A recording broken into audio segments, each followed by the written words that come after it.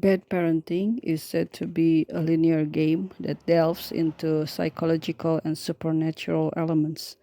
The graphic style is based on old 90s cartoons. The game follows a young boy attempting to keep his family safe while experiencing supernatural phenomena in his tiny shoebox apartment. While featuring plenty of otherworldly elements, the title dips its toes into plenty of heavy real life like child abuse. That's why it is called bad parenting, a bad example of parenting for normal people. The story itself revolves around Mr. Redface, a fictional character created by adults to teach their children. It is said that he often appears late at night to give gifts to well behaved kids, but is the story of Mr. Redface really that simple? The game takes place in a small apartment where Ron, the game's protagonist, faces terrifying supernatural phenomena and at the same time try to protect his family from the red-faced man's evil plans. The developers described the content like this. This game contains scenes that harm or hurt characters who are children. At the same time, the game can also stir up old memories if you have had a past of domestic violence. And here is the review of one of the player.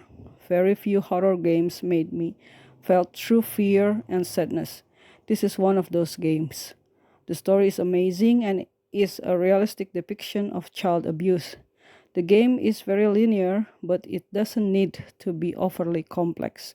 Overall, this is a beautiful sad game that is worth the $2. The second one is the game named The Man from the Window.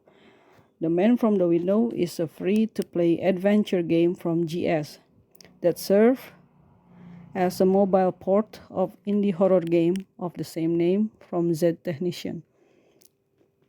Like the original, you get to experience the horror associated with having a children's story literally came to life.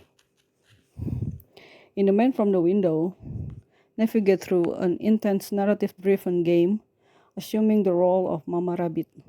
Mama Rabbit. Your objective is to protect your family from a dangerous man prowling your neighborhood. This adventure game combines elements of mystery, terror, and suspense as players grapple with unique challenges and immersive storytelling. Mama Rabbit returns home from work one late night, awake long past his bedtime. A frightened Junior Rabbit rushes in. The book in his hands has very visibly spooked him, and Mama Rabbit tries to convincing him that it's only a story. But then a tapping begins on the window. And that's how the first game begin. I got recommendation for these two games from my nieces, which I then realized these were not suitable for young kids or minor to play. I just hope parents would be more aware of what their children play on their computer or mobile devices, especially in games. That's all, and thanks for watching.